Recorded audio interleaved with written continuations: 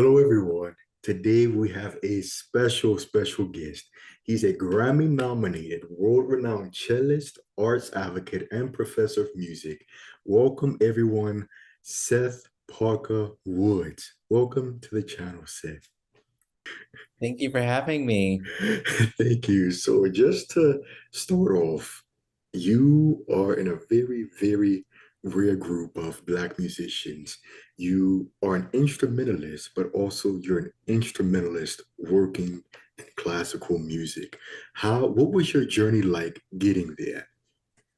Well, I grew up in a family of artists. My late father was a gospel singer and jazz singer in Houston, Texas, where I'm from, where I'm born and raised. So music in and of itself has always kind of been there. I must have been about 5 when I first saw the cello on in a film. So shout out to Susan Sarandon, the actress, in a film that she played a cellist called The Witches of Eastwick. So she was like a librarian and a cellist and a witch. So a lot of things happening there.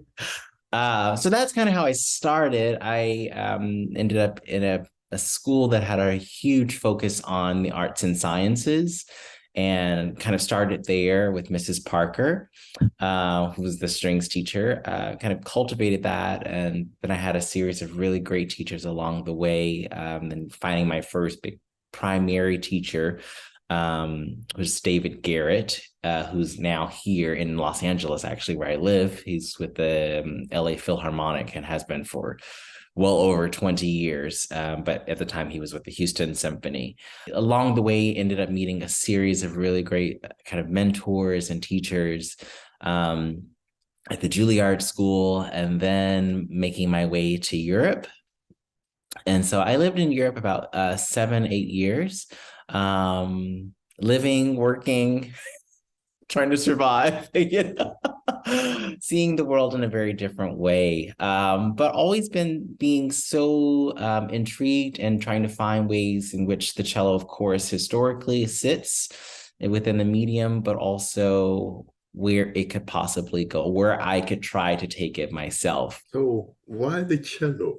I can't, I really can't say why. I knew I didn't want to play the violin because everyone was either I was seeing around me or people I knew, like my sister's age, they all started out on the violin or piano or recorder. And I didn't want to do any, I knew those instruments I definitely wanted nothing to do with. So I guess that's me just trying to chart my own path, even at 5.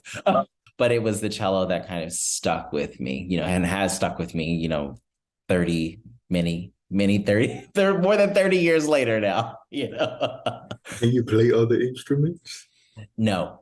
Oh, No, I am solely a cellist. Yeah, I mean, I would say I'm cellist plus, but really my primary instrument, as it has been really for the last 33 years, is cello.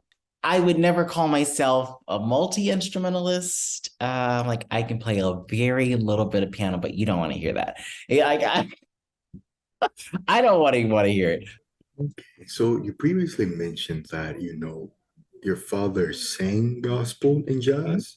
Mhm. So speaking of those genres and the classical, can you touch on any overlap between the two genres? Different realms, right? But they're all it's all storytelling. And at least that's the way in which I look at it. And there have been historically so many artists that are crossing over into the two worlds. A very good example, at least for me, knowing the person directly, is Jason Moran, who's also from Houston. And someone who has moved in between those worlds, especially with contemporary classical music and writing for that medium. But it's so infused kind of with his bedrock, his natural vernacular, which is from the jazz world. But it again is a label. And I think saying one is in the jazz world doesn't necessarily mean, it's, what is jazz? What is jazz and what is classical? What does that mean now? but the idea of notation, the idea of form is still very much so there. I think there's a lot more freedom maybe in the jazz world, still within having a very clear understanding of structure and being able to give thus the performers a little bit more agency, especially if we're thinking about more ensemble based kind of performance, whether recorded or live, thinking between the symphony orchestra and kind of the jazz quartet, or a string quartet and a jazz quartet. I think there still is, there's more freedom, and it's encouraged and it's trained in that way. That doesn't mean all classical musicians don't, none of them know how to improvise or have that feeling of being able to move between worlds. But one I find feels as if they are composing in the now, in the live, where it's more controlled in classical music. It definitely is more controlled. The older music now, as we look into more contemporary music, there's such a slew of composers who are creating the form, but opening it and giving space for agency to be had by the performers who are interpreting or reading that music and sharing it with live audiences. In opera, of course, you have the repertoire, and it's very, very strict. And a lot of artists I know now, they're starting to be more vocal about not wanting to stay confined to a singular repertoire to sing the same composers or to sing the same works. Um, from your experience in as an instrumentalist, is there more freedom for you guys to create your own music, or do the audiences come to hear the same things done by just different people? Well, it's both. Where we are now, I think creatively and within, you know, classical music, new classical music, contemporary classical, however you want to describe it. There are new operas that are being created that are many times in collaboration with the composers. You have composer performers who are writing operas now. So they're formulaically really thinking about the agency of the artist that will be, interpreting this work. I think with more sensitivity than I think probably before, where the sole composer had, really led every single facet of it. And I think it's exciting to have kind of that duality in the performing arts, where you have kind of your staunch, bedrock of works that we've been performing and hearing forever, literally hundreds of years. And people do pay to, of course, that's kind of, it's something one can count on. This thing you've been introduced to, you've learned to love, you learn to understand, is now being put on here and being put on there. So you have a clue in as an audience member of what to expect. What is always tricky and a risk, there's risks every day and everything one does, but with regard to presenting music that is being kind of created now, it's like sometimes I think audiences can feel as if they are not in on the equation. They're kind of on the outside, not understanding like what this is possibly going to be. And am I going to spend my money on this thing? But I'm like, well, we spend our money, I mean, beyond classical music, we spend our money on new artists. We spend our money on artists we already know, but they put out a different record. And it may not be exactly like the record before. The music may be very different.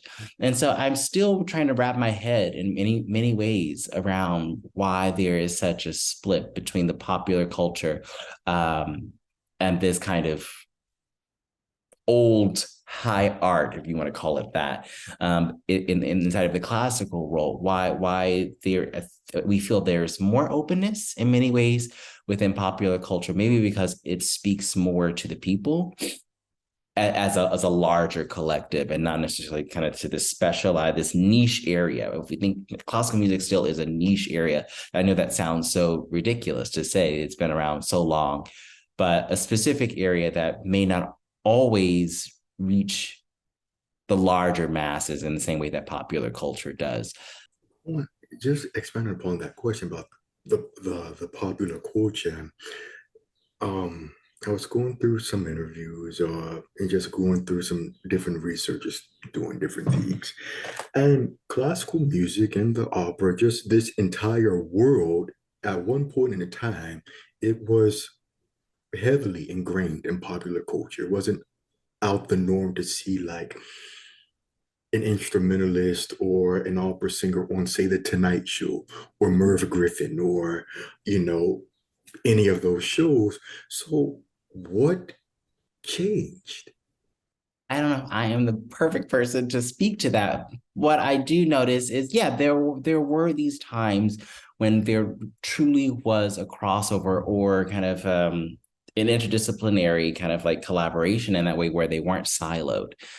You don't really see it so much anymore in that way where there are these beautiful moments where you'd see Leontine Price or you'd see Kathleen Battle or you'd see Paul Robeson, whatever it was, on these popular, night shows or day shows. And you see it more in Europe, not so much in the States. I still, there still is this very clear split.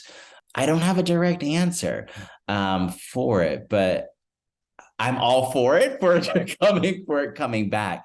And I think maybe one outlet that is really helping in some ways with that is NPR. And I think Tiny Desk.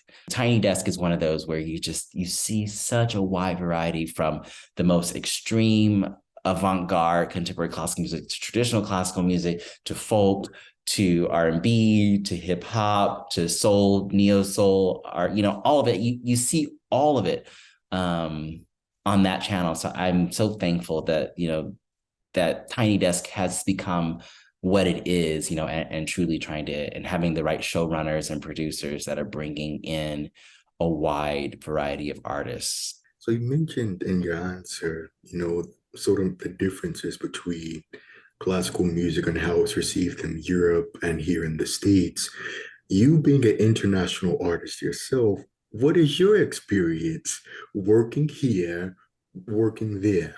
I always think about the career I have now, which is built, you know, on deep hustle and work ethic of from both sides, and lucky to still have a foothold in both world, both continents.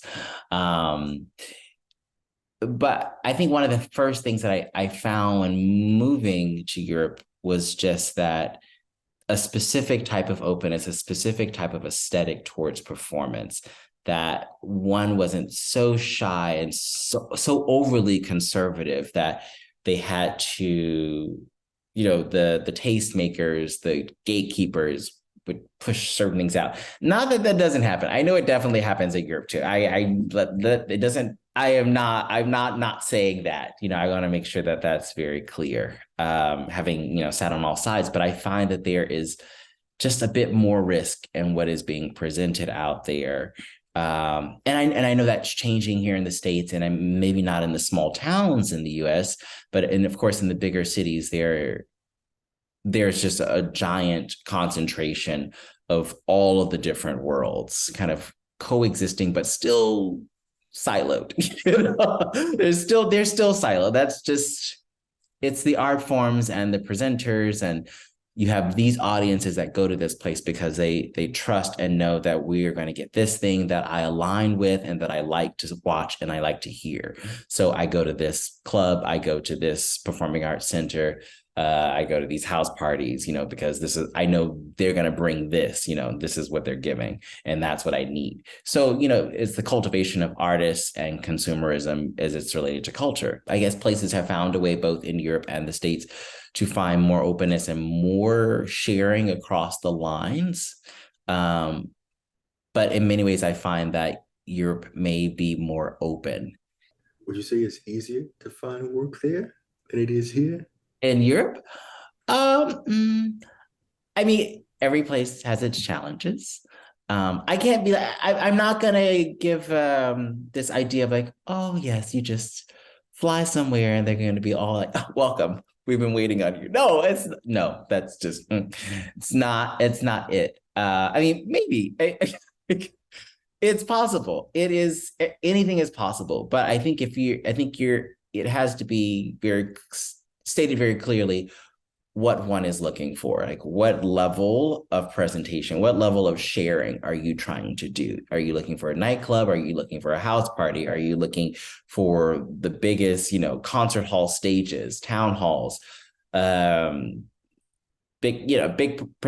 presenters or small presenters, big budgets, small budgets, based on kind of what you're trying to do. Are you looking for an open mic situation? Are you looking for a door situation? Are you looking for a fully contracted? There's levels, and that's both here in the States and in Europe and beyond Europe, globally. But there are a lot of opportunities there, but there's also a lot of opportunities here. The fact that I was able to create this work for an ICE cello and present it, which is literally a commentary on police brutality and mental illness, specifically looking at schizophrenia, and to birth it here in this country, not knowing, like, is this going to work? Is this going to get shut down? Because this work is in direct commentary, not necessarily an attack, but it's really shining a bright light on the situation in a major city that has major issues with the judicial system there. And then taking it to Europe and having it still be very well received, maybe even more well received there. But maybe I don't know if I would have had the infrastructure of people that were like, yeah, let's try this, let's go for this, to be able to even think about building it in Europe. Because there was a time when before I moved back to the States, thinking about the idea, the concept of this project, but just didn't have the infrastructure or people that were readily open to supporting it. But I found it here. So I think about both sides, the duality of both sides of those. It's not that the grass is greener on this side or grass is greener on that side. I think it's just kind of finding ways to kind of being open enough to tap into enough different systems and not feeling as if I put all my eggs in this one basket. The idea of diversifying your portfolio, just like you do in finances, multiple streams of multiple streams of influence and conversation. So just circling back really quick, you talked about access and all of these things. Um, I was talking to Akia Floyd of Sphinx Organization, and I think she said she gets these stats every year, and I think she said it's like maybe 5% or less than 5% of people of color working in orchestras and things of that nature. I understand the stats. I really do.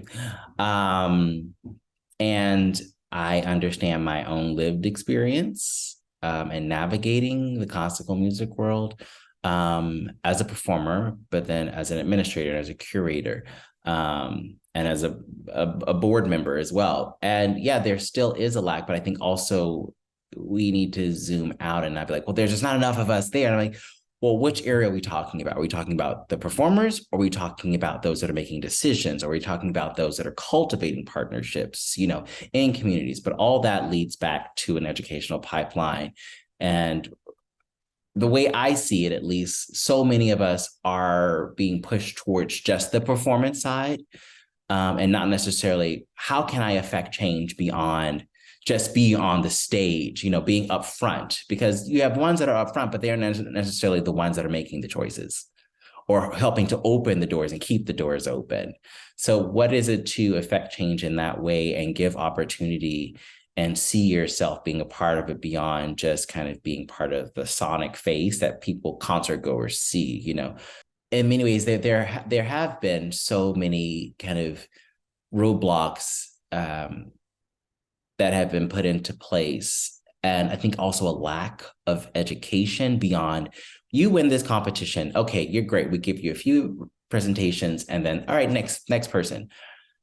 Where's the cultivation in the longevity? Like how to navigate beyond just, I practiced for years, I won the competition.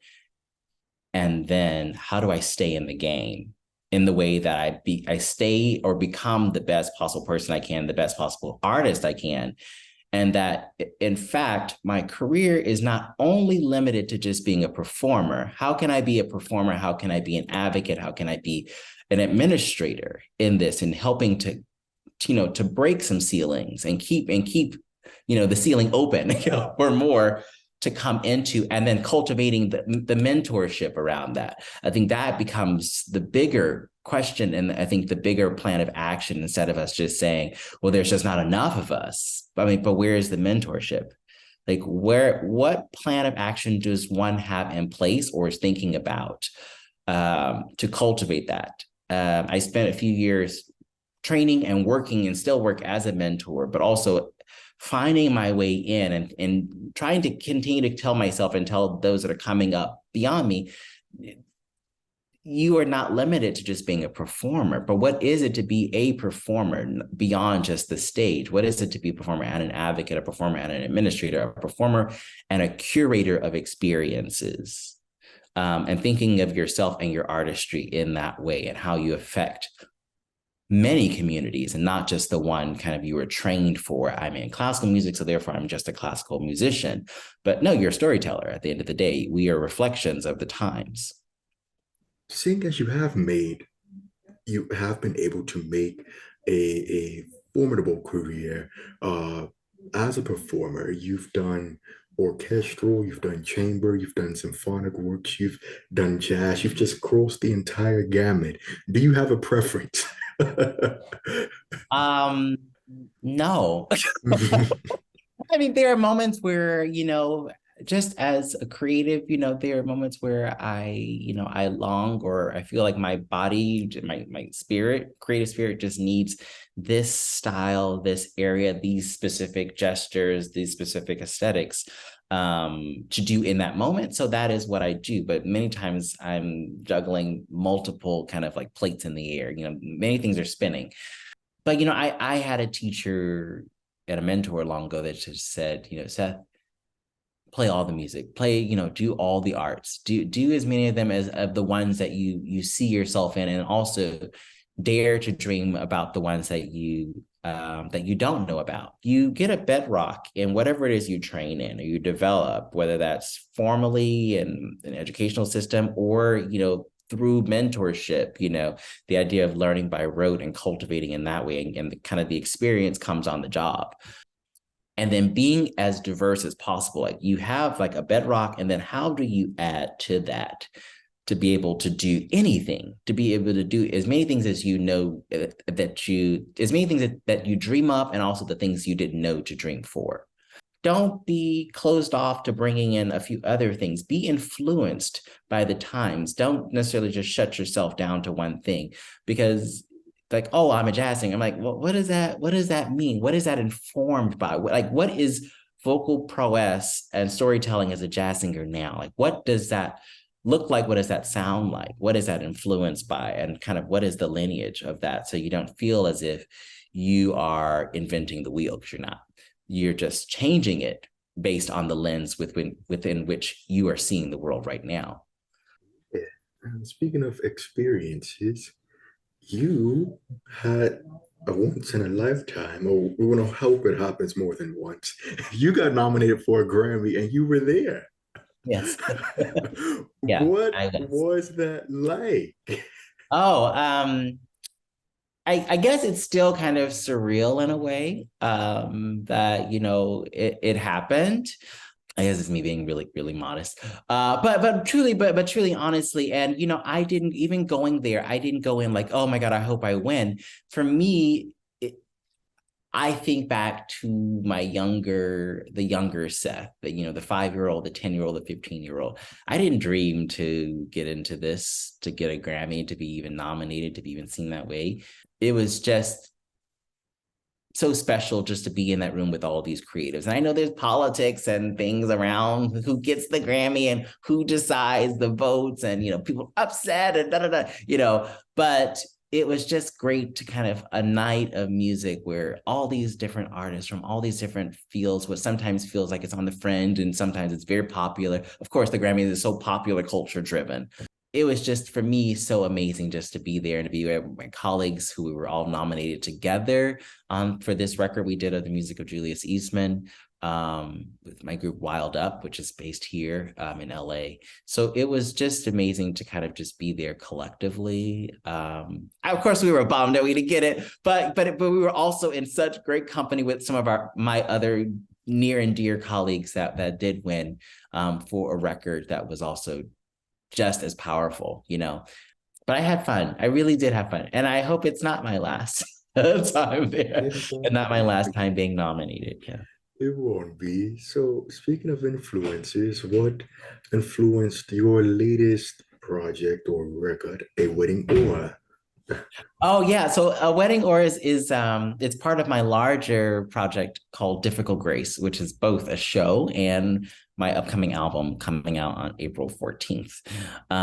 So this is really looking at identity, looking at kind of celebration of self and the things that make up who we are as a people, thinking of people largely, but also looking specifically in this project, also looking at the larger kind of like Black experience.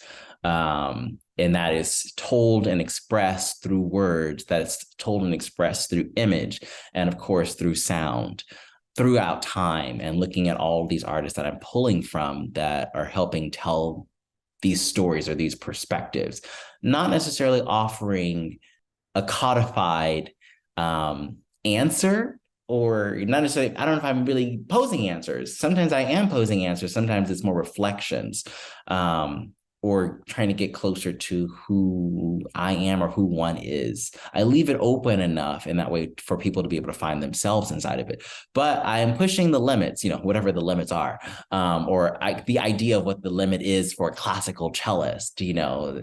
But, you know, there are deep elements of popular music and culture and R&B and beat production that are inside of this record. But then there's also these deeply soaring, cinematic, very classical, true, like, you know, the meat and potatoes of like cello playing as we know it in the ear, that's recognizable, to parts where I'm like an orator in many ways. And so it really is a beautiful journey, and there's all these blues inflections in some of the pieces. So I'm pulling from a wide variety, and I've had some really great collaborators that really that helped me really build this, you know, over these years. That has led to the show, but that has also led to this album. The nucleus of this started in, I guess, about 2018. In me kind of developing some of the work when I was artist in residence with the Seattle Symphony. So commissioning new composers or composer performers, just creatives, to work with me and develop work that would then be presented at a new concert hall that I served as a creative associate on, an advisor on.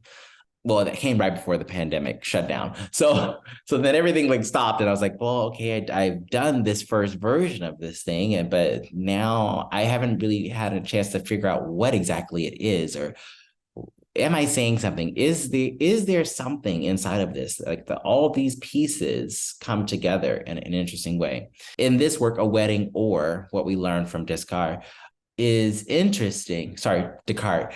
It's a long kind of like song cycle. So in 5 movements, that is a collaboration between myself, composer, performer, Ted Hearn, who's based here, who's worked for many years with Saul Williams as well on larger productions of their own.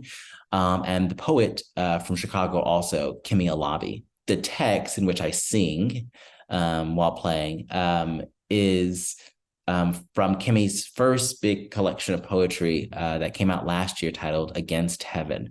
So for those that you don't know Kimmy, you should definitely, this book it's beautiful. It has stretched me in so many amazing ways, but it really is looking at these identities that are both linked to Black, like the multitude of kind of Black experiences just globally, but also as it's connected to also this country too. It's just been amazing to kind of dive in deep into the words of Kimmy, and coupled with this amazing music by Ted, and kind of bringing it to life. And it's slickly produced, you know, so it doesn't feel like a classical record. It has like this space in it. It's tight, and it's really beautiful. And I can't wait for people to hear the rest of it. I'm just excited for it to be out there, for people to kind of like are you like vibing with this or what? Like what do you think of it? Because it's like it may not be the journey you think that the cello was going to take you on. But I'm excited for it, and and these are some really great collaborators I've been working with for many years, and it's a true honor for me to have kind of put them down on record. Is something that will, the idea of legacy and archive, that they'll exist forever. Yeah. So just out of curiosity, I always wondered when instrumentalists make a record, do they like actually write it down? Like, are you like writing the notes down and stuff? Oh yeah, well, for my experience at least, we're recording in classical music. We're recording notated material most of the time, but that's not always the situation. Sometimes it's cell-based material. You have like moving from one idea to the next. And there's a little bit of all of those things, especially on this record. But what was interesting, especially for me in this record, normally I wait a while before I record anything until it's lived in me for like at least a few years.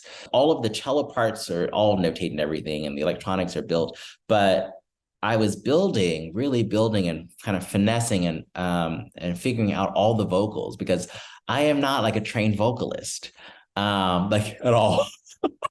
But voice has been in my head and in my life for so long. So there's things that as a non-trained singer, that I hear it in a certain way, or a lyric or a line or a gesture. I hear it in a certain way. So I'm coming at it from a very clear, precise instrumental world, but also from this very lyrical world of kind of growing up through road of hearing vocals and what I like in certain type of vocal vernacular, and trying to kind of bring the two together. And especially working with this processing machine, that Ted uses quite often. And it becomes like another instrument to put my voice up. And I have to sing in a way that I would never sing live, because the system has to read it in a certain way. But if I were to do that type of singing by itself, raw, with nothing else, like this is it's an uncomfortable way to have to deliver, but that's the way in which you do it. So just finding a way for me to kind of finesse between the two of those kind of expressive styles, hearing it all together now, it's actually really cool. Like, wow, we did that. Hey, that's really cool. Yes, it Cool. I never is. thought yeah. Thank you so much. Thank I've you. learned a lot, Okay. and I can't wait to share this with everybody. So I'll Awesome. be and I can't wait for the album. So I'll be in touch really, really soon. Awesome. Thank you so much. All right, bye. Bye.